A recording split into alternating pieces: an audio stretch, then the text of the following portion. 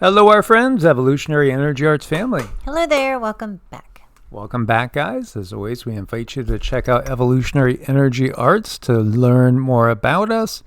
And if you do need to make an appointment with us, again, everything from Vedic astrology, life coaching, spiritual coaching, biofield tuning, energy work, again, it's evolutionaryenergyarts@gmail.com. Allow about 2 to 3 weeks to get on the schedule.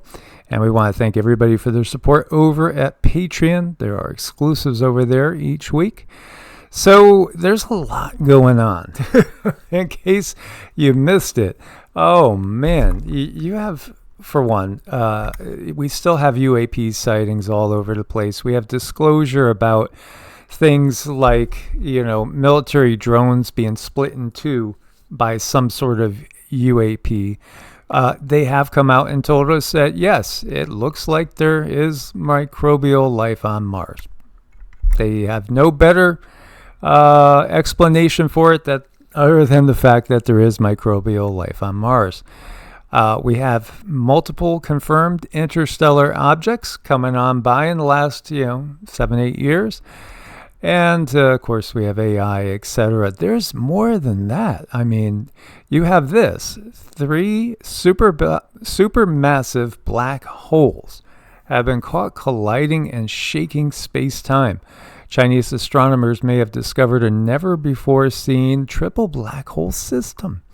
The team identified this triplet, which is locked into a complex waltz after spotting a hidden supermassive black hole lurking in the background of a peculiar gravitational wave event detected about 6 years ago.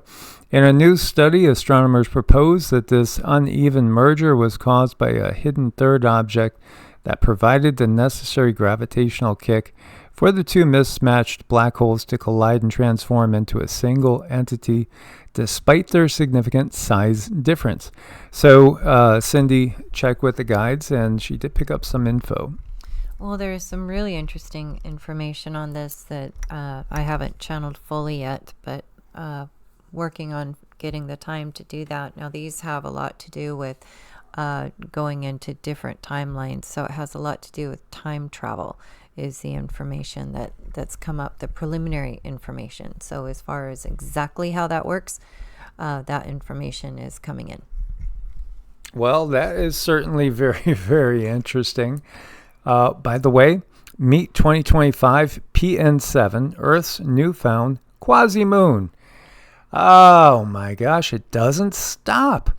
So just discovered, it's been orbiting the sun alongside Earth for decades, continue to do so for decades more.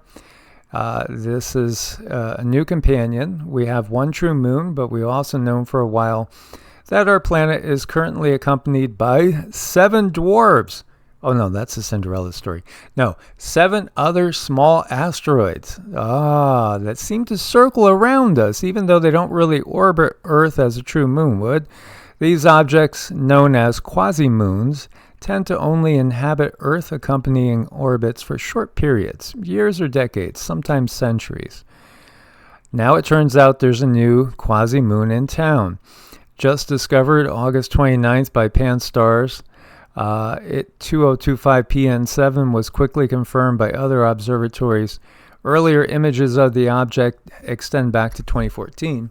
Now appears to have been a quasi-moon orbit for about 60 years, will remain so for about 60 more. Eventually, it'll revert to a horseshoe orbit, one that brings it periodically close to Earth only to back away again, never completing a full circle around our planet. So, yes, again, checking with the guides on what this is really all about. Well, this one is a little bit different. This one is something where they're having to find the headlines to cover things because we're having more and more curiosity and more beings are wanting to have a deeper understanding about how humanity has grown, about how we are evolving. So that's the information on that. So you get that this is some sort of alien scientists that are monitoring Earth. These are definitely some sort of watchers who are very curious about human evolution and how, we do have a channeling on the Human Development Project we should probably put up. But that has a lot to do with how we are kind of herded in different corners, and then they watch us develop, and they take notes. That's kind of how it goes. Yeah, there's a lot that's coming through. It's a busy time, and the channelings are coming through like crazy, because here we are. We are really, truly, they're still covering up things like this and trying to come up with headlines that feel believable. But yeah, it's disclosure. It's a new time. 3I Atlas recently photographed during the eclipse, and it's green. So yes, it is turned green. And Bashar, by the way, had said that ET first contact will take place after a green comet is seen in the sky of our planet. Now, there's been other comets over the years, and again, this we do not think is actually a comet. Again, we see this as a ship. But there's so many beings that are so curious about Earth during, the dawn of a new era. It is, after all, now the beginnings of the Bronze Age. So no longer misunderstandings on how things work in the cosmos. We will have full revelation of the fact that we are not alone, never been alone. In fact, Earth was seeded with life by intelligent beings from elsewhere. So, Bali, Indonesia, 3-story building has collapsed in Denpasar following severe flooding. Obviously, it also inundated the markets here, too. Rain has been relentless. Over here in Tokyo, severe flooding again. It's just crazy. Railway stations flooded. Takeoffs were suspended from Tokyo International Airport. And by the way, 1,300 structures damaged, 89 people injured. JEF tornadoes struck in Japan's Shizuoka prefecture. And it's just everywhere we look. We turn over to Italy, Sicily, Italy. Look at this. This is just, it never stops at this point in time. The reality is Earth is expanding. Earth is growing. And, this is part of the birth pains, so to speak, again, of a new era. There will be big changes in the land masses of Earth. This is what's happening as Earth is, again, akin to a younger entity reborn from Tiamat after that disaster and destruction, and is in so many ways a juvenile that's literally growing very quickly. And when we see all this, there's also a lot of tweaking of the atmosphere, we could say, that's going on. And it's September 11th, by the way, guys. Over here, we look to China, and you see cars flooded away in roads. You have almost 10 inches of rain falling in 24 hours. This is a global situation. 25 people missing over in Bali and East Nusa Tenggara, Indonesia, due to flooding and land strikes again. Everywhere you look, it's just crazy. And if it isn't the water, it's fire. Garnet fire spreads into McKinley Grove of ancient sequoias. That's really sad. Sierra National Forest in California. Containment stands at about 15% after 55,000 acres have been ignited. Again, we send prayers and positive energies to everybody that is in danger's way. Out of control wildfire. This is in Greece. Again, it's on all the continents besides Antarctica that we know about. And we do still have tons of fireballs. This one was interesting. A bright daylight fireball recorded on September 9th over the Atlantic Ocean off the northeastern coast of Brazil. Data showed the object released 0.44 kilotons of impact energy at an altitude of 15 miles. Witnesses described orange to blue colors, persistent trails, fragmentation, and sounds, ranging from faint hissing to thunder-like booms. So, what do you pick up on this? Definitely something to keep an eye on. I think the Earth is going through some changes. I think, like physically, electrically, we all are. Or do you think this is something due to I'm picking plasma? I'm picking up frequency. There's some sort of frequency, and it's a rather large frequency. So it could very well be coming off of a ship, but that's not what I see. But sometimes these ships, they're so big and they have such an advanced cloaking system, an advanced cloaking network. If you're not supposed to see it, you're not going to see it. So I do keep getting frequency anyhow. By the way, that 0.44 kilotons is similar to the explosive yield of a small tactical nuke.